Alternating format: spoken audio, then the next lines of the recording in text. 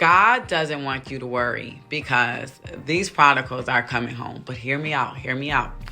It's not what you think. In the place that you were once standing, right?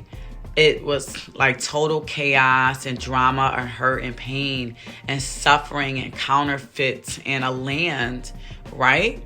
That was just total chaotic. And you as a believer stood and prayed and understood and fasted and did all that you can in that land, right? And I was watching a video today and she said it was equivalent to Sodom and Gomorrah. But that video was nothing more but than confirmation for me. But let me explain. Stick with me. So let's go through this together. This little short video is going to be a little longer today.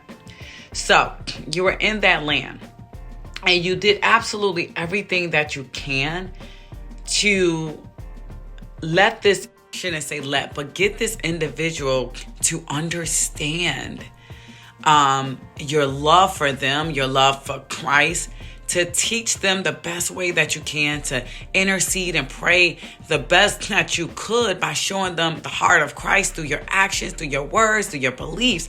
You did everything that you can. Everything that the Lord actually told you to do in standing, you did it. But somehow, some way, it just seemed like this prodigal would never return. That is a lie. The Lord's word will not return to him void. God told you to intercede and be there and love on them and do right by them. Even when they were in the world, in their sin, in their flesh, you still stood there and you believed. But you saw no change. So God told you that it was time to pick up your bed and walk and stand different. Stand in a place where you're out of the way from hurt. Stand in a place where you're out of the way from their lies and their manipulation and their narcissistic ways, and out of the way of them and their flesh, or just their total rejection of the promise and calling, but told you to stand over here. So now that you're out of the way, it's just them and God. It's just them and God. But your absence will usher in change for them.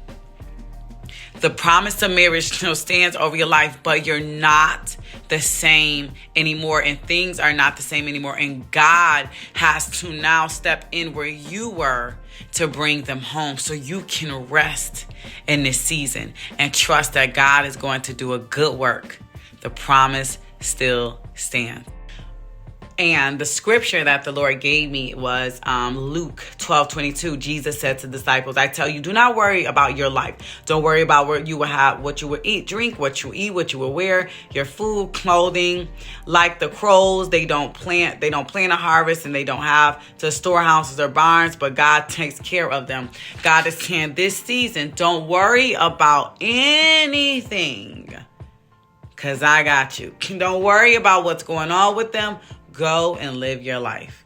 Okay, family, I just had to add that in there real quickly. But I love you guys. Make sure you subscribe. Make sure you give it to this word. And I'll see you soon. But don't worry.